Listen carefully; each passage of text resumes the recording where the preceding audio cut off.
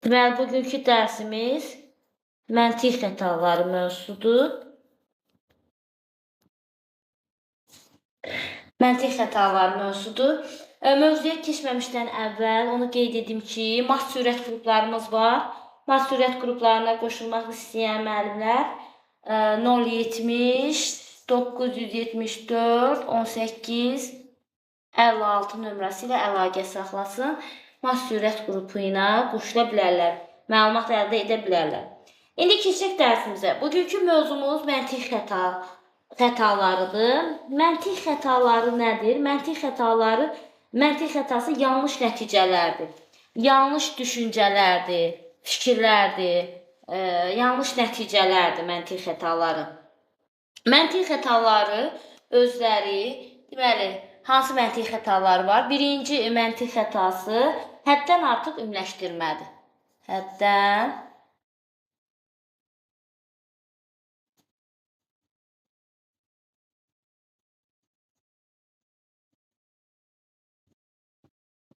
Həddən artıq ümumiləşdirmədir.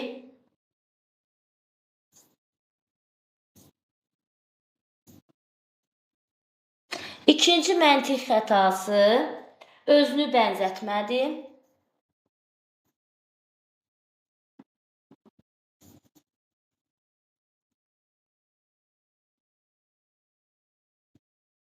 Özünü bənzətmək məntiq xətası. Üçüncü məntiq xətası cəmiyyət tərəfindən qəbul edilmək.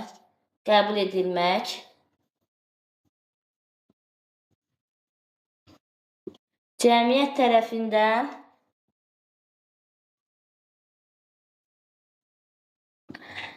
tərəfindən qəbul edilmək.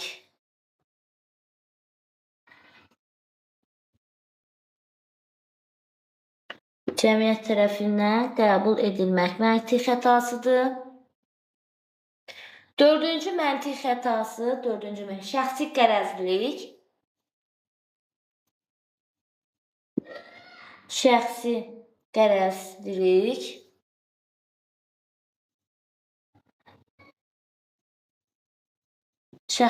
qərəzlilik məntiq xətasıdır. Beşinci məntiq xətası boş adam.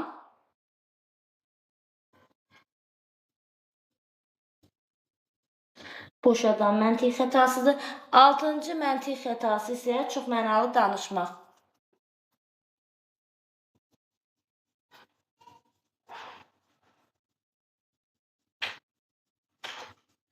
Çoxmənalı danışmaq məntiq xətasıdır.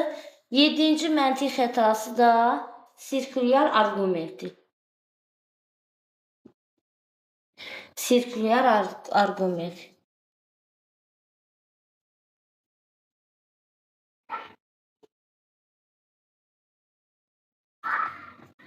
Sirkulyar arqument məntiq xətalarıdır. Baxın, bu 7 dənə məntiq xətası haqqında danışacağıq. Birinci, həddən artıq ümumiləşdirmək. İkinci, özünü bənzətmək. Üçüncü, cəmiyyət tərəfindən qəbul etmək. Dördüncü, şəxsi qərəzlik. Beşinci, boş adam. Altıncı, çoxmənalı danışmaq. Yedinci, sirkulyar arqument məntiq xətalarının adlarıdır müəllimlərim. Bu bizim məntiq xətalarımızdır. İndi gəlin bu məntiq xətalardan birincidən danışaq görək. Həddən artıq ümumiləşdirmə məntiq xətası nə deməkdir? Həddən artıq ümumiləşdirmək məntiq xətası, deməli, bu necə düşüncədir? Bir-iki nümunənin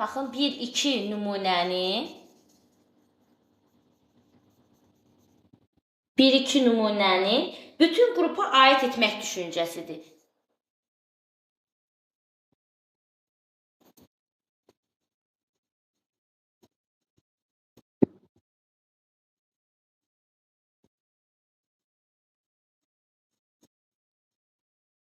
Deməli, həddən artıq ümumiləşdirmək məntiq xətası deyəndə, bax, bir-iki nümunənin bütün qrupa aid etmək düşüncəsi kimi yadınıza gəlsin. Yəni, bu cür fikirləşin. Bu nə deməkdir? Məsəl üçün, bir misal üzərində deyək. Tutalım ki, müəllim görür ki, sinifdə bir şagird dərsə gecikir. Qayıdıb deyir ki, bax bir şagird dərsə keçir, yəni 1-2 nümunəni, 1-2 insana aid nümunəni bütün qrupa aid edəcək. Müəllim görür ki, sinifdə bir şagird dərsə keçir, deyir ki, bu sinifin bütün uşaqları məsuliyyətsizdir, hamısı dərsə keçir. Deməli, bir şagirdə aid olan nümunəni bütün sinifə aid etdi. Hansı məntiq xətası olacaq, hansı səhv düşüncə olacaq, hansı mühakimə olacaq? Həddən artıq ümumiləşdirmə. Həddən artıq ümumiləşdirmə. 1-2 nümunəni bütün qrupa aid edir. Bax, bu cür düşüncə olacaq nə? Həddən artıq ümumiləşdirmə düşüncəsi. Və yaxud da başqasını deyim. Tutalım ki, sinifdə bir şagird dərsi oxumur. Müəllim qayıdıb deyir ki, bütün şagirdlər, tənbəldə bütün şagirdlər dərsi oxumur. Bir şagird və yaxud da iki şagird tutalım, sinifdə dərs oxumur. 2 şagirdə aid olan o fikri bütün sinifdəki şagirdlərə aid edir ki, bu sinifin uşaqları deyir, dərsi oxumurlar. Deməli, bunun hansı məntiq xətası olacaq, hansı düşüncə olacaq? Həddən artıq ümumiləşdirmə. 1-2 nümunəyə aid olan fikri bütün qrupa, bütün sinifə, bütün belə deyim də topluya aid edir. Bu olur həddən artıq ümumiləşdirmə. Başqa bir misal da deyək, tutalım ki,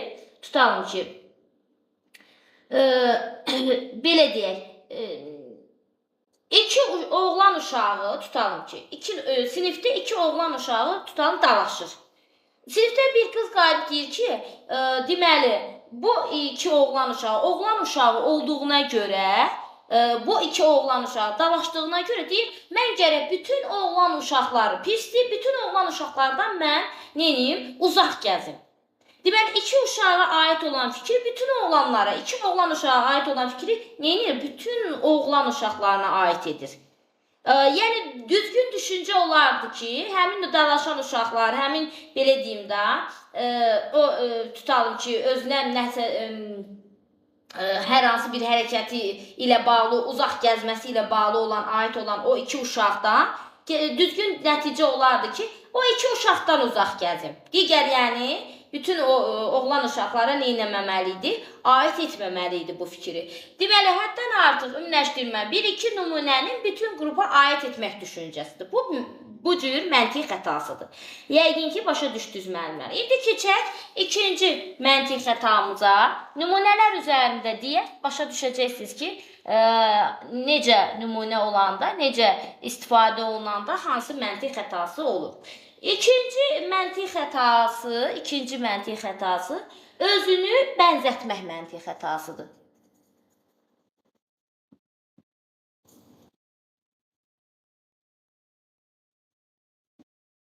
Özünü bənzətmək məntiq xətası deyəndə nəyi başa düşürük müəllimlər? Özünü bənzətmək bir şeyə hörmət edilən şəxs inanırsa, deməli bu doğrudur düşüncəsidir. Bax, yazıram. Bir şeyə hörmət edilən şəxs və ya belə deyək, məşhur şəxs.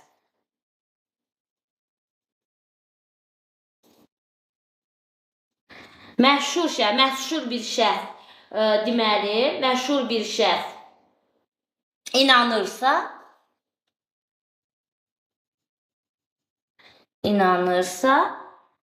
deməli bu doğrudur düşüncəsi. Deməli bu doğrudur.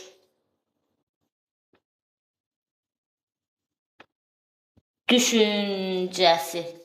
Bax, bu nə deməli? Bir şeyə hörmət edilən şəxs və ya məşhur şəxs inanırsa, deməli bu doğrudur yanaşmasıdır. Bax, bu nə deməkdir? Tutalım ki, bir misal üzərində deyək. Bax, məşhur futbolçuların saç düzümlərini görən indiki dövrün, belə deyim də, gənc nəsli, oğlanları neyinir? Deməli, o məşhur şəxs belə bir saç düzümü edibsə, deməli, o yaxşı saç düzümüdür. Gedib, mən də o saç düzümündən edib. Gedib bərbərə özünü də o saç düzümün formasında öz saçını düzəldir. Deməli, məşhur şəxs bunu edibsə, o doğrudur yanaşmasıdır. Və yaxud da hörmət edilən şəxs bunu edibsə, o doğrudur yanaşmasıdır. Bax, buna deyirlər özünü bənzətmək. Özünü məşhur şəxsə, hörmət edilən şəxsə bənzədir bir növ. Bax bu olur özünü bənzətmək. Özünü bənzətmək nə məntiq xətası. Bax başqa bir nümunə deyim. Tutalım ki, deyir ki, məktəbimizin ən məşhur qızı voleybolla məşğul olur. Deməli, mən də voleybolla məşğul olmalıyam. Bax, görürsünüz, düşüncə nədirsə. Məktəbimizin ən məşhur qızı deyir, voleybolla məşğul olur. Deməli, mən də bu burada nə düşünür? Deməli, o qızın etdiyi o hərəkət doğrudur.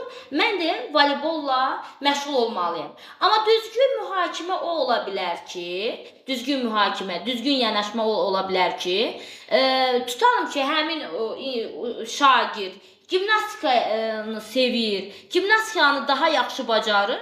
Deməli, o deməliydi ki, mən gimnastikanı sevirəm, müəllim də mənə, yəni onu tədris edən müəllim də mənə gimnastika ilə məşğul olmağı tövsiyə edir. Deməli, mən gimnastika ilə məşğul olmalıydım. Bu düzgün mühakimə olur. Amma kimsə o məktəbin məşhur qızı voleybolla məşğul olduğuna görə deyir, o doğru edir. Mən də gərək o voleybolla nə etməliyəm? Məşğul olmalıyam. Başqa, bax bu cür yanaşma, özünü belə deyək də, məşhur adamın, hörmət edilən şəxsin etdiyi hərəkətin doğru olduğunu düşünür və özü də mütləq o hərəkəti, o işi etməyi düzgün hesab edir. Bu cür yanaşma özünü bənzətmək yanaşmasıdır. Və yaxud da başqa bir misal deyək. Tutalım ki, tanınmış bir müğənni öz saçını tutalım, belə deyək, Head and Shoulders'lə yuyur, belə deyək də. Deməli, tanınmış şəxs bunu edirsə, deməli, mən də gedib o Head and Shoulders'lə yumalıyam öz saçımı. Daha demir ki, o şampun öz başına düşürmür. Yəni, özünü məşhur şəxsə neyini bənzədir. Buna deyirlər özünü bənzətmək, məntiq xətası. Daha fikirləşmir ki, özü üçün hansı yaxşı olar. Gərək özü o şampundan, o belə deyim də, vasitədən istifadə eləsin.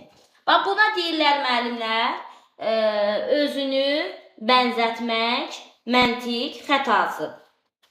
Keçək üçüncü məntiq xətası. Misallar üzrə göstərəcək. Həm xətanın nə olduğunu qeyd edirəm, həm də misallar üzrə deyirəm. Yəqin ki, başa düşürsünüz. Keçək üçüncü məntiq xətasına.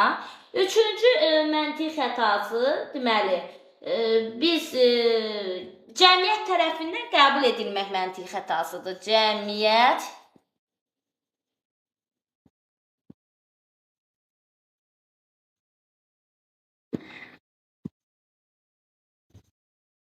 Cəmiyyət tərəfindən qəbul edilmək.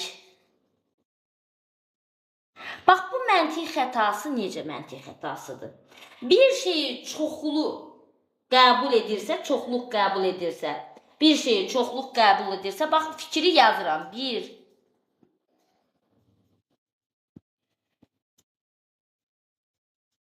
Bir şeyi çoxluq qəbul edirsə,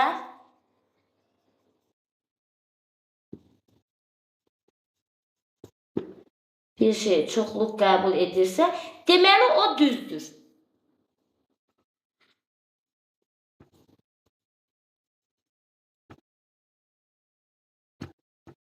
Bir şey çoxluq qəbul edirsə, deməli o düzdür, o yaxşı bir işdir. Gedib özü də o həmin çoxluq qəbul etdiyi işi özü də edəcək.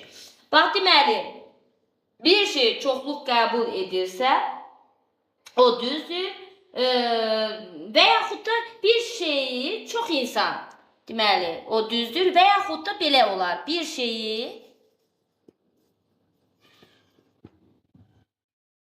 şeyi çox insan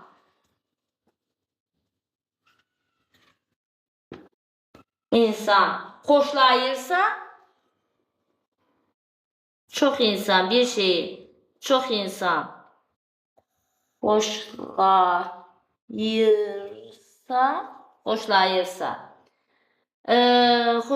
deməli o yaxşıdır.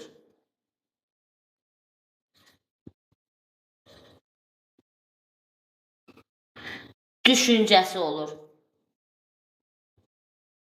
Bax, buna deyirlər cəmiyyət tərəfindən qəbul edilmək məntiq xətası. Yəni, bir şeyi çoxluq qəbul edirsə, deməli o düzdür. Bir şeyi çox insan xoşlayırsa, deməli o yaxşıdır düşüncəsidir. Gəlin bunu nümunələr üzərində deyək. Nümunələr üzərində deyəndə siz başa düşəcəksiniz ki, cəmiyyət tərəfindən qəbul olunmaq necə olmalıdır? Məntiq xətası necə olur? Məsəl üçün, hamı bu markalı geyimləri alır. Deməli, bu yaxşıdır. Mən də bu markalı geyimdən alıb geyinməliyəm.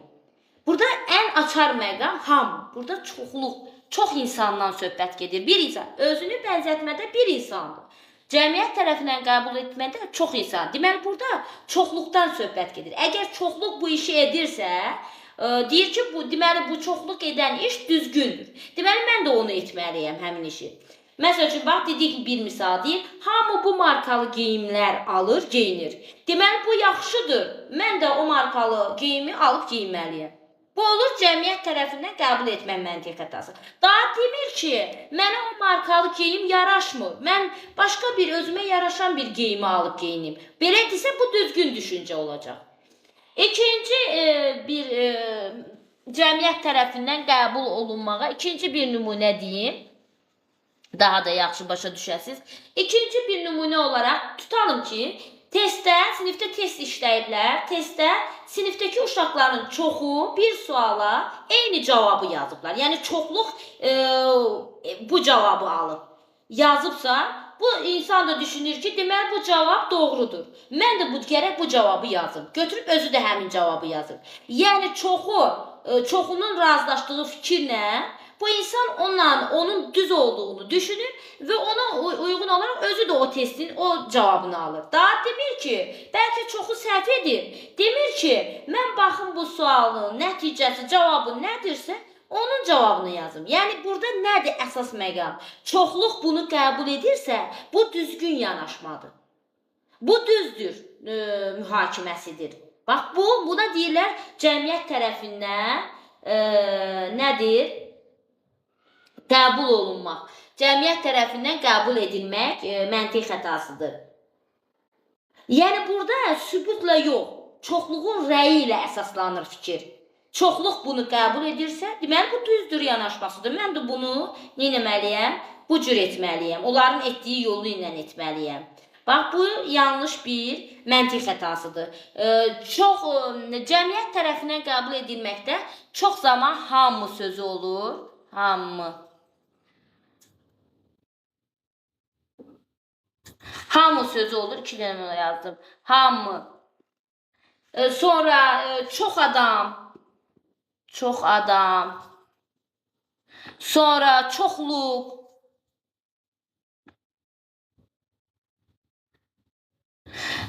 Deməli, bu sözlər olduqda olacaq cəmiyyət tərəfindən qəbul olunmaq məntiq xətası. Yəni, siz burada nəyi axtaracaqsınız? Adamların sayı çox olsun. Bu işi edənlərin sayı çox olsun. Bax, cəmiyyət tərəfindən qəbul edilməklə özünü bənzətmək məntiq xətaları bir-birinə oxşardır. Sadəcə bunları necə fərqləndirəcəksiniz? Əgər məntiq xətasının içində bir adamdan söhbət gedirsə, bir adama bənzədirsə, bir adamın etdiyi işinə özünü bənzədirsə, özü də edirsə, bu olacaq özünü bənzətmək. Bir adam olandır. Cəmiyyət tərəfindən qəbul etmədə çox adam olmalıdır. Çox adam. Məsəl üçün, bir qrup sinif ola bilər, bir qrup ola bilər, çoxluq təşkil edir adam sayı. Bir adam olanda, bir adama bənzədəndə özünü bənzətməkdir. Çox adamın qəbul etdiyi işi yerinə yetirdikdə nədir? Cəmiyyət tərəfindən qəbul etməkdir. Tutalım ki, bax, bir dənə misal da deyim. Tutalım ki, sinifdəki uşaqlarda çoxunda telefon var. Bir uşaqda telefon yoxdur. O telefon olmayan uşaq gedib evdə deyir ki, bizim sinifdəki bütün uşaqlarda telefon var. Deməli, bu yaxşıdır, onlarda telefon var. Məndə də telefon olmalıdır və dirəşir ki, mən də gedib telefon almalıyam. Yəni, daha fikirləşmir ki, buna telefon lazımdır, lazım deyil. Çoxluq bunu qəbul edibsə, deməli, o doğrudur. Mən də onu etməliyəm. Bax, bu cür yanaşma olur cəmiyyət tərəfindən qəbul etmə.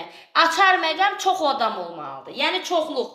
Bir adam olsa özünü bənzətmək olacaq. Bu oldu müəllimlər cəmiyyət tərəfindən qəbul edilmək məntiq xətası. İndi keçdik Dördüncü məntiq xətası şəxsi qərəzlilik. Şəxsi qərəzlilik.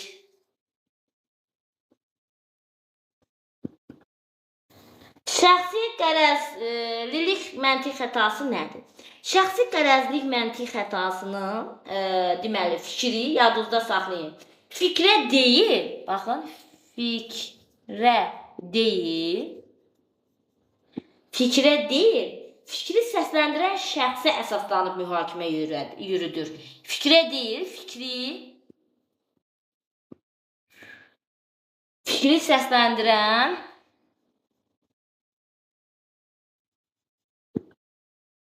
şəxsə əsaslanıb.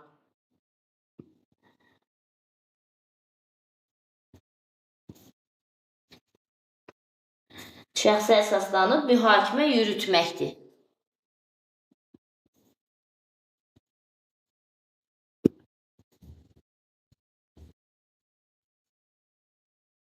Bax, bura bir də baxaq, deyir, fikrə deyil, yəni deyilən fikrə deyil. Həmin fikri kim deyirsə, həmin şəxsə əsaslanıb mühakimə yürütməkdir. İndi gəlin bunu misallar üzərində deyək, nümunələr üzərində. Onda başa düşəcəksiniz bu nədir? Tapmaq çox asandır bu məntiq xətasını. Məsəl üçün, Aydanın belə bir fikri var. Aydan deyir ki, sahibsiz heyvanları sığınacağa götürməliyik. Bax, Aydan deyir ki, sahibsiz heyvanları sığınacağa götürməliyik. Biri də qayıdıb deyir ki, Aydan çox qəribə qızdır. Aydan səhv deyir, çox qəribə qızdır. Gülməli paltarlar geyinir və bizdən ayrı gəzir. Ona görə də yəqin dediyi fikir də səhvdir. Daha Aydanın dediyi fikri yox. Aydanın özünə görə mühakiməni neyir? Səhvdir deyir onun dediyi söz, onun dediyi fikir. Görürsünüz, fikrə deyil, səsləndirən fikrə deyil. Onu kim deyirsə, o şəxsə görə mühakimə yürüdür. Amma əslində Aydanın dediyi fikir düzgün fikirdir da. Düzgün fikirdir ki, sahibsiz heyvanları sığınacağa götürməliyik. Amma düzgün fikir olsa da, onun məhz Aydan dediyinə görə, şəxsi qərəzlikdir da, Aydan dediyinə görə, özlərindən ayrı gəzdiyinə görə, qəribə qız olması ilə, nə bilim, qəribə paltarlar geyinməsi ilə əlaqədar olaraq, nə deyir? Deyir, onun dediyi fikir səhvdir. Aydan bizdən uzaq gəzir. Ona görə də yəqin dediyi fikir də səhvdir. Deməli, burada dediyi fikir düz olsa da, o adama görə, o şəxsə görə deyir ki, o səhv düşünür. Buna deyirlər nə? Şəxsi qərəzlik məntiq xətası. Fikrə deyil, fikri səsləndirən şəxsə. Yəni, mən onu sevmirəm. Deməli, onun dedikləri düzgün deyil düşüncəsidir da, belə loru dildə desək. Mən onu sevmirəm, onun dedikləri düzgün deyil. Bax, bu olur şəxsi qərəzlik. Şəxsi qərəzlikdə həmin fikri deyən insana doğru mühakimə yürüdülür. İnsana doğru fikir səsləndirilir. Amma onun dediyi fikir əsas götürülmür. Bax, biz Aydan üzərində göstərdik ki, Aydan dedik, sahibsiz itləri neyinir? Sığınacağı götürməsini təklif edir. Bir də qayıdıb deyir ki, Aydan bizdən aralı gəzir, qəribə qızdır, qəribə paltarlar geyinir. Deməli, onun dediyi fikir yox, onun xarici görünüşünə görə nə deyir? Deyir, onun fikri də yəqin düzgün deyil düşüncəsi. Bax, bu da məntiq xətasıdır. Şəxsi qərəzlik, bax, adından məlumdur. Şəxsi qərəzlik, məntiq xətası. İndi keçək 5-ci məntiq xətasına.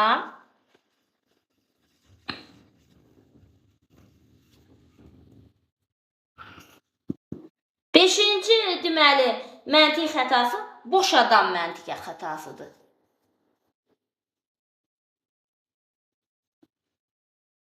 Əvvəl baxaq görək boş adam məntiq xətası necə xətadır. Boş adamda deməli deyilən əsas fikir kənara qoyularaq deyilən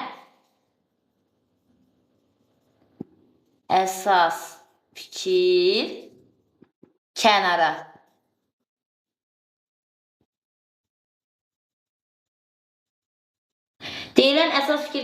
qoyularaq məsələni bilə-bilə fərqli istiqamətə yönəltməkdir.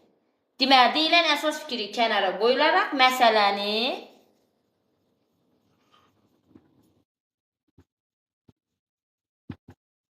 məsələni bilə-bilə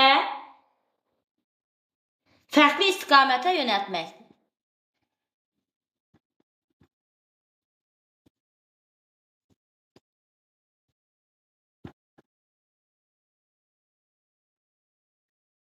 Fərqli istiqamətə yönəltməkdir.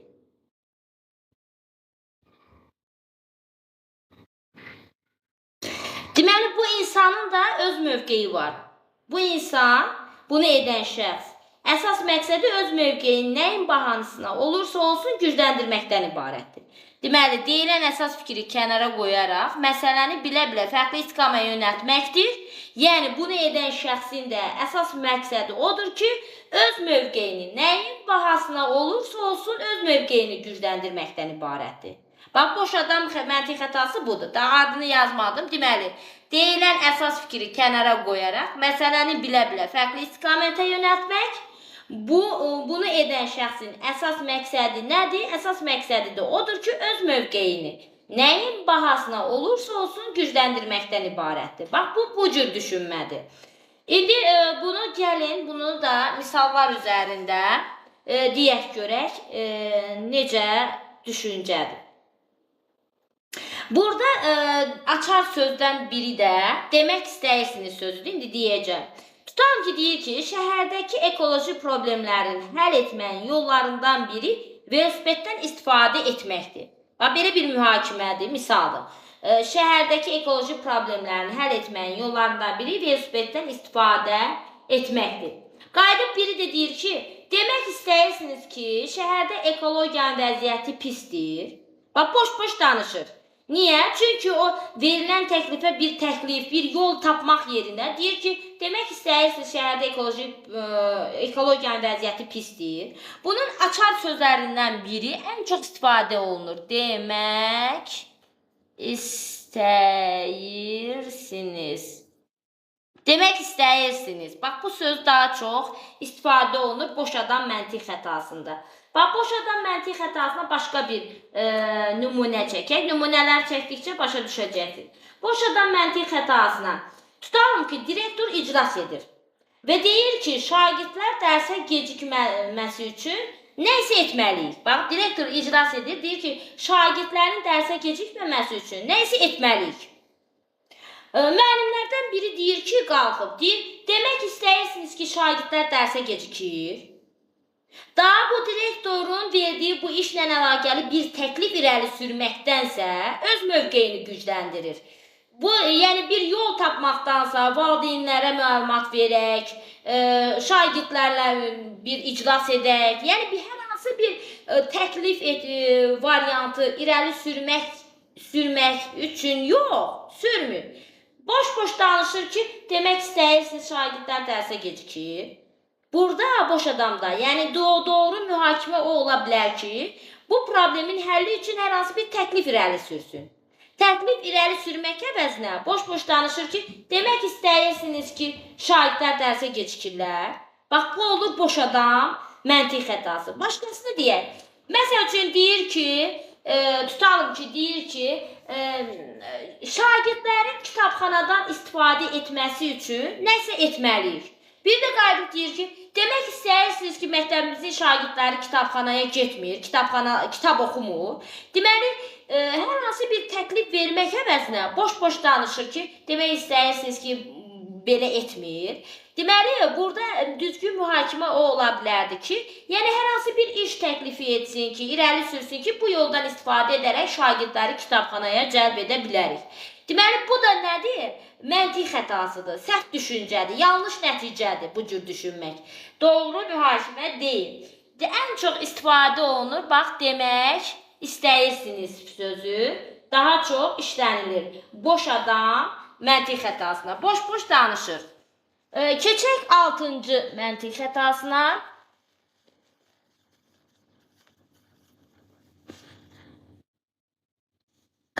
6-cı məntiq xətası çoxmənalı danışmaqdır.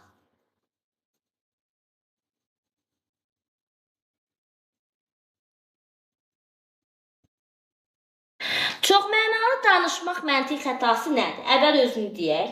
Deməli, fərqli mənada anlaşıla bilən sözlərdən nitqində istifadə etməkdir.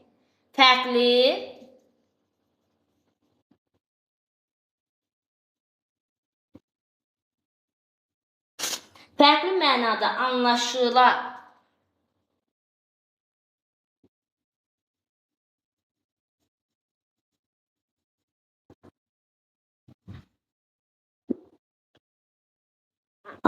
bilən sözlərdən nitqində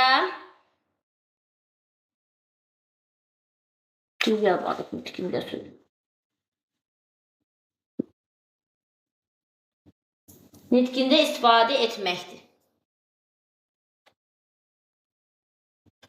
Nitqində istifadə etməkdir. Nitqində istifadə etməkdir. Danışanın məqsədi auditoriyanın fikrini yayındırmaq və sonra dediyi sözü fərqli istiqamətə çevirə bilməkdir. Deməli, burada fərqli mənada anlaşıla bilən sözlərdən nitqində istifadə etməkdir. Bunu istifadə etməkdə əsas məqsəd nədir?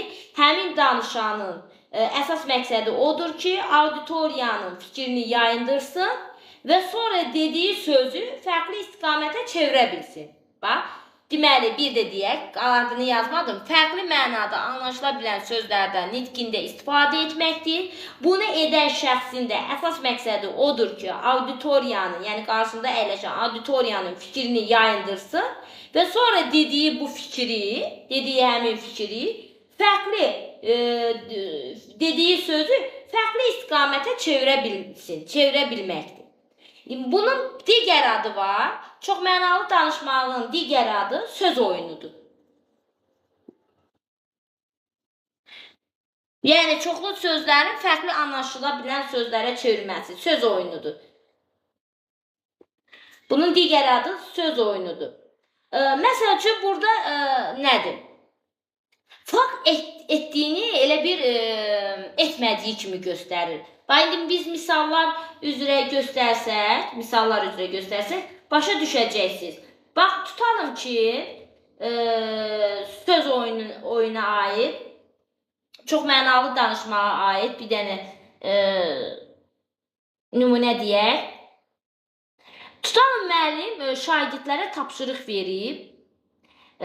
Bu tapşırığında elə bir araşdırma verib, bunun da yerinə yetirməsində qeyd edib ki, heç bir şagird öz aralarında danışmadan yerinə yetirsin.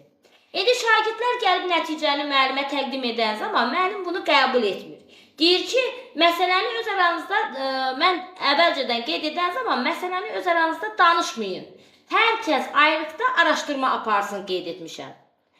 Tapşırığı yəni düzgün yerinə yetirməmisiniz. Yerinə yetirən zaman öz aranızda danışmayın. Hər kəs ayrıqda araşdırma aparsın deyib. İndi buna qarşı şagirdlərdən biri də deyir ki, biz öz aramızda danışmamışıq. Sadəcə bir neçə şəkil və mesaj göndərmişik. Neynəmişsinizsə də, mesaj yazmışsınızsa da, şəkil göndərmişsinizsə də, fakt etmişsiniz da, təqzib edir ki, biz etməmişik. Axı, o mesajın göndərilməsi də bir-biri ilə əlaqə qurmaq deməkdir. Bax, görürsünüz, bu da məntiq xətasıdır, çox mənalı danışmaq. Burada ən çox istifadə olunan açar sözlərdən biri sadəcə sözü. Sadəcə sözü olur, daha çox istifadə olunan sözlərdən biri. Tutalım ki, baxın, başqa bir nümunə deyək. Tutalım ki, sinifdə bir şagird, sinifdə tutalım, belə deyək, müəllim deyir ki, dərsdə səs salmayın. Şagirdlərdən biri də qayıdıb deyir ki, biz səs salmırıq, sadəcə söz soruşurdum. Yəni, söz soruşsan da faktı, söz soruşduğu zaman da səs salınır axı. Yəni, etdiyini neynir? Fərqli istiqamətə çevirir. Buna deyirlər çox mənalı danışmaq. Və yaxud da başqa bir nümunə deyim. Bax, bizim evdə də olur, ən çox istifadə olunan sözdür. Bax, övladıma deyirəm ki, telefon oynadı. Telefonla az oyna. Qayıdıb mənə deyir ki, mama, mən telefonla oynamıram. Bir şeyə baxıb qoyuram. sən bir şeyə baxsan da, nə etsən də, əlində fakt telefonun var da, bundan eləmə. Deməli, bu nədir? Çox mənalı danışmağa aiddir. Çox mənalı danışmaq. Etdiyini deyir, etmirəm. Belə deyək də, belə başa düşün. Fakt əlində sənin telefonun var, iqraya baxsan da, şəklə baxsan da, sözə baxsan da, deyirəm ki, eləmə də, bu belə deyim də, o telefonla az oyna. Deyir, mən telefonla oynamıram ki, sadəcə telefonda bir dənə sözə baxırdım, bir dənə nə bilim, qrupa baxırdım. Sözə baxsan da, qrupa baxsan da, nəyə baxsan da əlində telefonun var da, eləyirsən. Yəni istiqaməti fərqli istiqamətə çevirir. Amma fakt edir, özü fərqli istiqamətə edir ki, baxmıram, sadəcə baxıb qoyuram. Amma əlində fakt olaraq nə edir? İstifadə edir ondan. Bax, buna deyirlər çox mənalı danışmaq. Daha çox sadəcə sözündən istifadə olunur. Bu da yadınızda qalsın. Keçdik axırıncı, deməli, 7-ci məntiq xətası. 7-ci məntiq xətası sirkulyar arqumentdir. Bunu tapmaq daha asandır.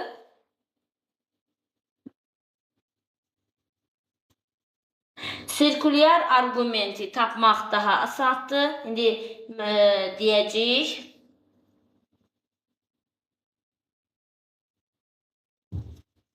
Sirkulyar arqument bu nədir? Fikri əsaslandırmaq üçün yürüdülən mühakimə yeni bir nəticə ehtiva etmir. Deməli, fikri əsaslandırmaq üçün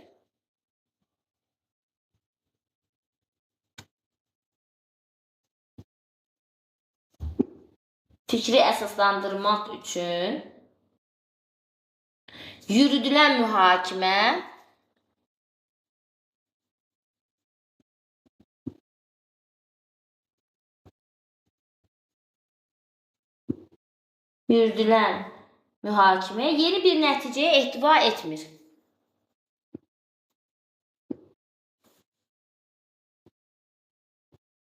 Yeni bir nəticə ehtiva etmir.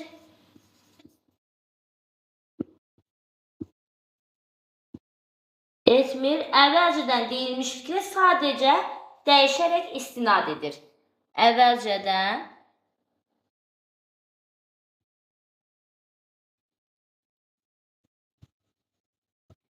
Əvvəlcədən deyilmiş fikrə sadəcə dəyişərək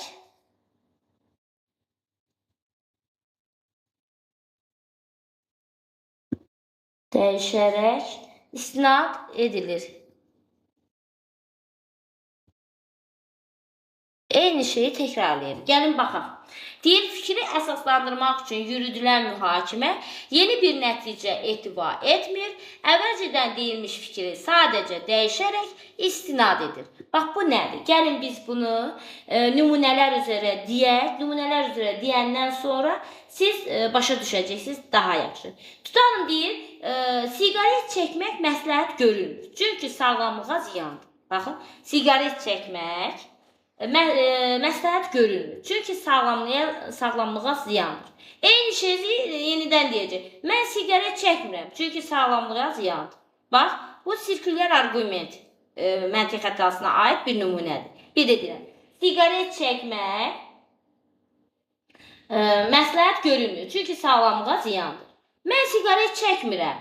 Ona qarşı deyir. Çünki sağlamlığa ziyandır. Burada daha çox son cümlələr həmişə təkrarlanır. Eyni şeydir. Və yaxud da spirtli içkilər içmək sağlamlığa ziyandır. Qalib deyir ki, mən spirtli içkilər içmirəm. Çünki sağlamlığa ziyandır. Və yaxud da başqa bir nümunə deyək, tutalım ki, dondurma yemək boğaz ağrısını verir.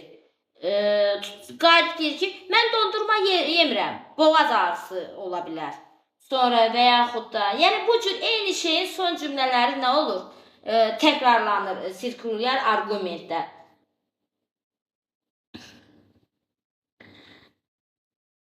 Bax, bu sirkulyar arqument bu cürdür. Testlərdə də bunu test tapmaq mümkündür. Deməli, fikri əsaslandırmaq üçün yürüdülən mühakimə yeni bir nəticəyə etibar etmir. Əvvəlcədən verilmiş fikirlər sadəcə dəyişlərə isnad edir. Yəni, verilmiş fikri öz üzərində göstərir və eyni cümlənin sonluğunu təkrar edir olduğu kimi. Bayaq biz dedik ki, siqaret çəkmək sağlamlığa ziyandır. Mən siqaret çəkmirəm, sağlamlığa ziyandır. Spirtli içki içmək sağlamlığa ziyandır. Mən spirtli içki içmirəm, sağlamlığa ziyandır. Və bu cür şəkildə nədir? Təkrarlanır. Məsələn, dondurma yemə, boğazın ağrıyar. Mən dondurma yemirəm, boğazım ağrıyar. Bax, görürsünüz, eyni şeyin təkrarı, son cümlələrdə eyni şeyin təkrarı olur. Buna deyirlər sirkulyar arqument. Yəqin ki, nümunələrdən başa düşdünüz. İndi buna aid testlərdə də işləyən zaman nə edəcəksiniz? Əgər dərsi yaxşı anladınızsa, yaxşı yadınızda saxlasanız, öyrənsəz, daha tez tapacaqsınız ki, hansı məntiq xətasına aid olur. Tez tapmaq mümkündür. Biraz yaxşı hazırlaşın. Oldu müəllimlər, bu bizim bugünkü məntiq xətalarımıza aid olan izah idi. Sona çatdıq, 7 dənə məntiq xətasının izahını verdik. Bura deməli bu qədər.